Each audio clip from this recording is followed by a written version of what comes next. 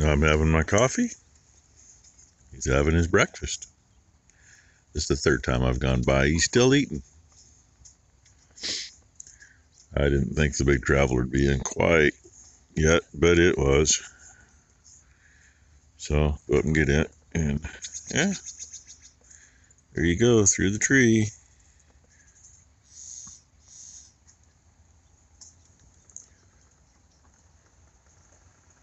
Starting out to be a nice morning. Already too warm, but yeah, it's going to be that way, I guess. Okay, that one's going. Just got this one going. I could use a little more pressure on this one, but leaving a little gap between passes, but not much. Not enough to worry about. And I just got it going, and I heard all this noise up there. Well, Mom's out of grain for the boys, so obviously Ty got everybody fed already. She's got the skid steer out. She's getting those totes to take them over and fill them up. Probably a tractor in a way yet. And yeah, I'm going to go back up. Coffee's about done anyway. Get rid of the cup. Definitely get rid of the coat. I ran her out of gas this morning too. Thank God for reserve, because that's what it's still on until I get back up there. We did get that gang apart back to the inside bearing. And by then I had to leave anyway. Becky and I had to go up to her dad's last night, meet with the mortician, and luckily, here's a little hint for some of you folks, something Becky and I need to do too. 2016, my in-laws made all their arrangements and paid for it.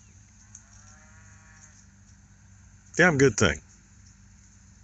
I mean, not that, they couldn't afford to do it now, but I know what stuff cost for my dad, and that was, done in 2018. Yeah, they got a hell of a lot better price. Hell of a lot better when it was said and done.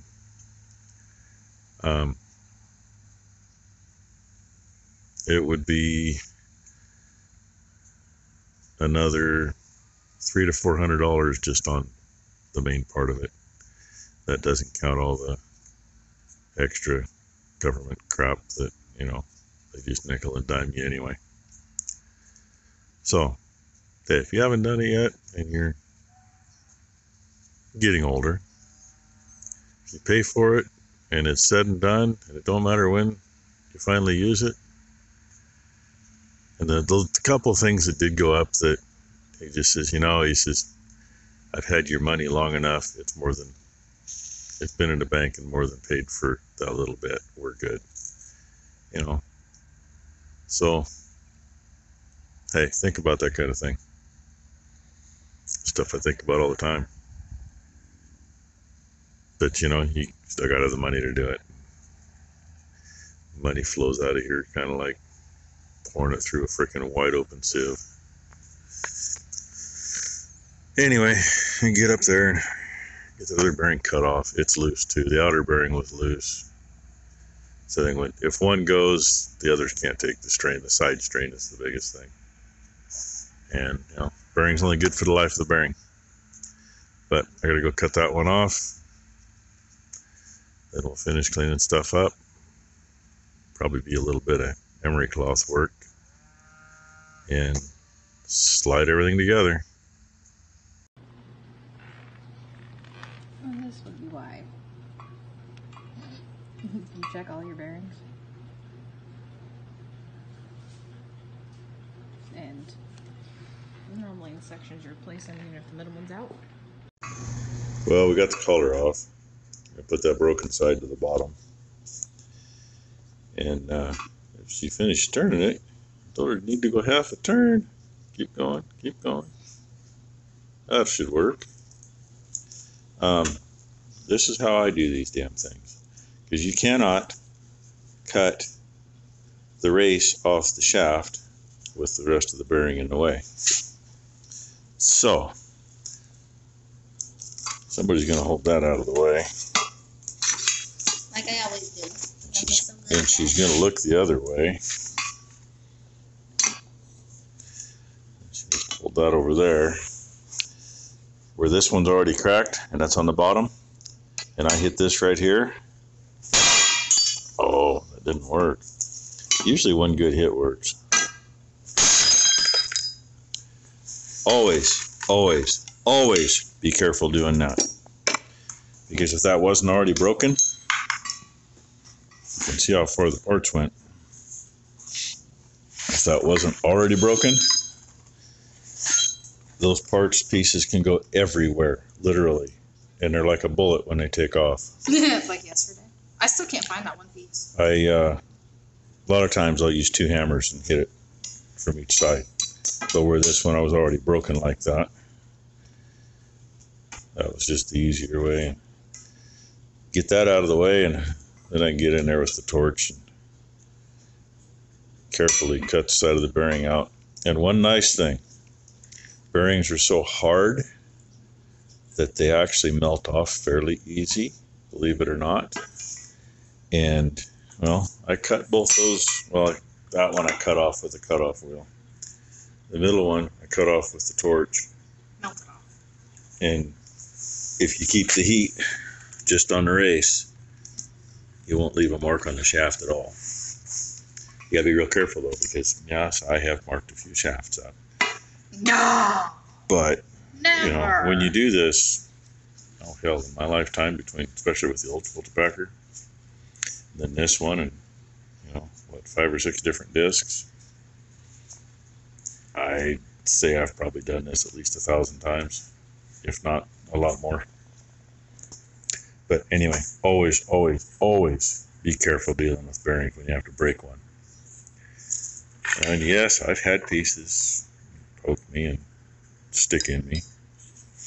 Not today. Not today.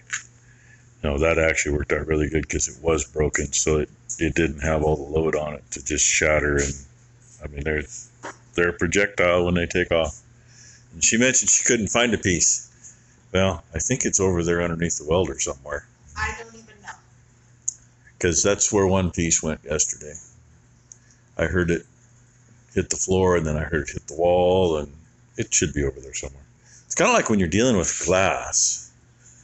Dad and I, when we built the fertilizer buggy, we tried to take the original glass out of the cab that came off of New Holland. I'm still finding glass, by the way. That was how many years ago?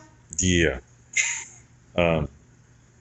Let's see, my first. We talked to the guys at the glass shop, and they said, yeah, we don't have real good luck cutting those down, but you can try it. So we tried it, and we scored it, and we scored both sides, and then very, very, very gently tried to break it off, and we had it on a good edge.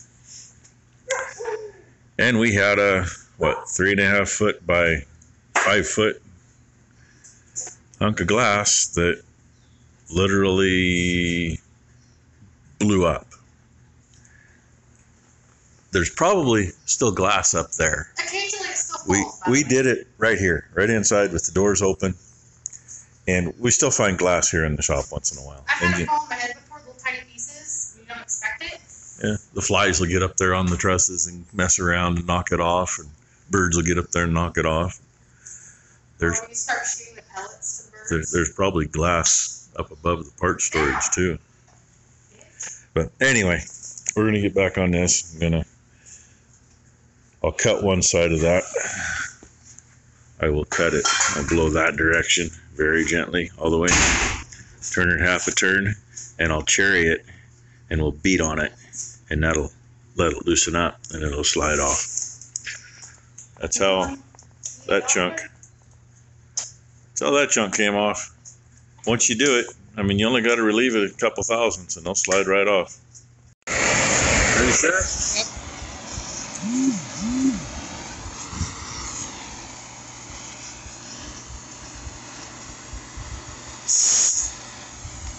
Liquor is warm up.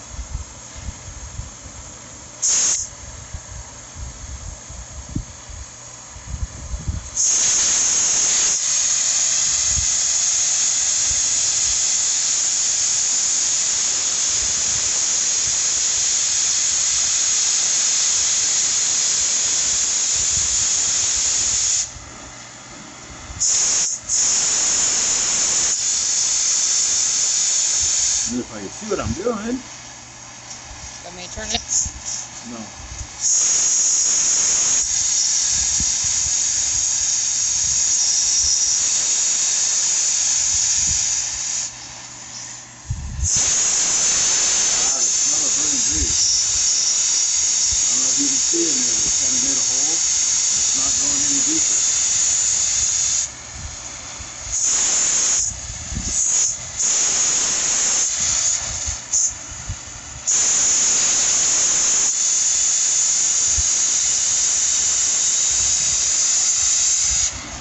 I'm going to call that deep enough. Then we're going to beat on it.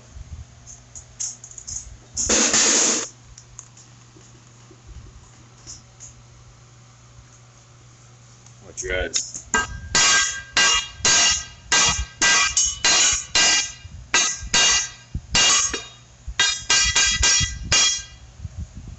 And we're going to have to keep and beat the other side.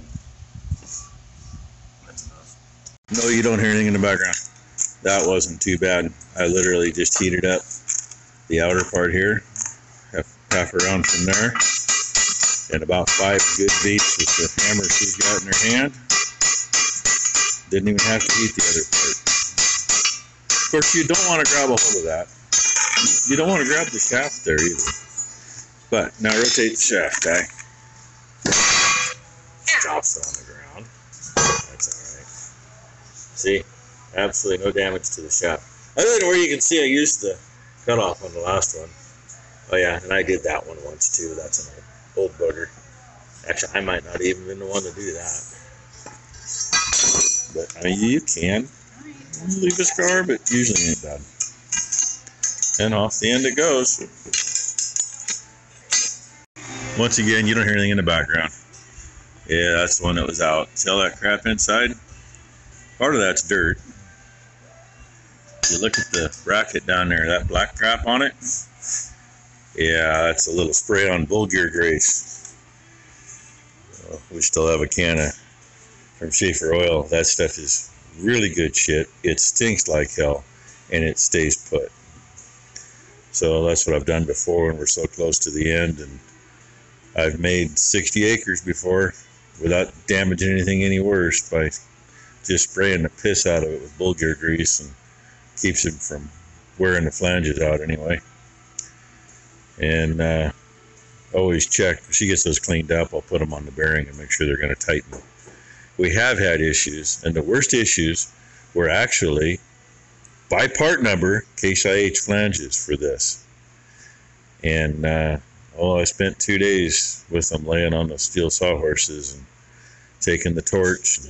About every hour and a half, I'd come in and cherry those suckers out and walk away and let them shrink down.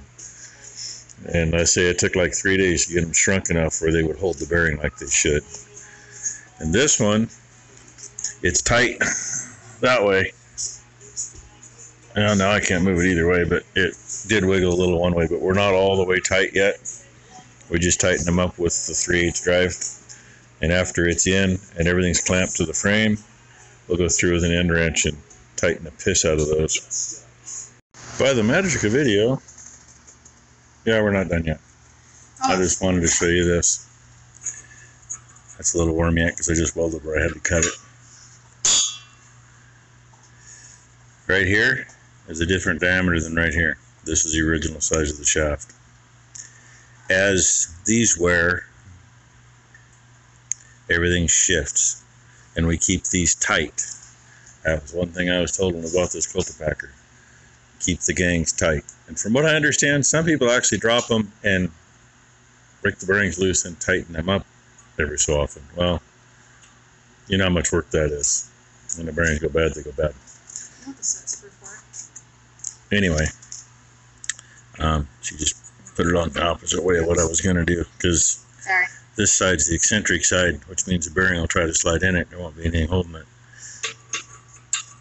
But use a collar for a spacer, put it up against the shim on here. The shim keeps it from wearing the bearing to the roller. So slam that sucker there, then we slide the bearing on. It doesn't get us up on that full size part, but it'll keep us where it was here. which there's a little wiggle. I'd rather not see that much, but there's a little. Oh man, she just squirted a stink bug and squirted herself in the face. Oh, those damn things. Anyway, I mean, ideally we'd have the bearing out here on this, but I don't have enough spacer to put on there. It's not enough to throw an extra roll on. Part of the reason for the difference out here is these only come with the end two, and we put the centers in simply because the front takes so much abuse. And with two bearings, you replace them all the time. With three, I mean, we get quite a bit of life out of them. And here's the other trick. I'm not going to beat on the bearing because I don't want to screw that up. So I put the bar in the middle, and she's going to hold that. And then I'm going to tap it until all this is tight. I can, but I got to switch hands, and then this hand gets in the way. So anyway, we're going to do that and lock it on and put the mount on there. And then go have lunch. And then grab lunch. Things that make you say bad words. Got that tightened up, and flanges were loose on the bearing. So, that's we're going to go in for lunch. I mean, there's some wear on this one, mainly. It's not bad, it's just not good. Just enough that don't tighten up. And this was actually on the best bearing, so. Anyway, the key to doing this is you just heat up here. You heat the piss out of this until literally most of that cone area is red. And when you walk away, that'll shrink down as it cools. And it might take one time, it might take 2, 3, 4 times. But when I had it in my hand checking it, it seemed like it was going to tighten up okay. It didn't. And let's see, that one right there, it's not as tight as it should be, but we're also not torqued all the way down yet. It's good and snug one way, and the other way's a little loose. So I'm going to carry them and go get some lunch, and maybe by then we'll be able to hold on to these and see if it'll hold a bearing. Otherwise, I go upstairs and see what I got. I know I have some blank ones, but it takes a special one to put a grease zerk in. I'm not sure I got any more of those. Now to just let them cool and wait, see if they fit. Be real careful on the one with the zerk, because if you get that too hot, the spring behind the ball and the end of the zerk will release. And when you go to grease it, you'll push the ball right on through the spring and either plug the zerk, or zerk is open to atmosphere and then you get crap in it. The only good thing is this one's the very end one, so if it does happen, shouldn't get much crap in it. The inside ones would get full of crap though. So anyway, time for lunch. Well, I guess for today we're going to call it good on that. Ty says she's just whooped enough that there's no way she's going to be able to try to line all 3 of those up to clamp it to the frame. We'll do that in the morning when it's, considerably cooler. Freaking too warm now. But you can see where I heated that up. Little color difference. I kept the heat away from that. So, it only got red where it's colored there. And that's clamped on there nice and tight. So, tomorrow we'll slip that underneath and get it bolted back on where it belongs. What should be a half-day project. Always ends up running long. So, like I mentioned yesterday, the old Dunham cultipacker we had, there was so much dirt backed inside these. So we got in a few, we couldn't get the dirt knocked loose, and I couldn't get it over the end where it was still to size. And I mean, that took literally the better part of 2, maybe 3 days to finally get it apart. And there's nothing you can do. You can't get in to knock the dirt loose. All you can do is keep fighting it until you force it and hope you don't break anything. But anyway, I'm going to leave you there. Thank you all for watching. And hopefully tomorrow, if it works out, I can try to get a little video of horsing this thing back under. It's not too bad with the skid steer. Back ones are so much easier though.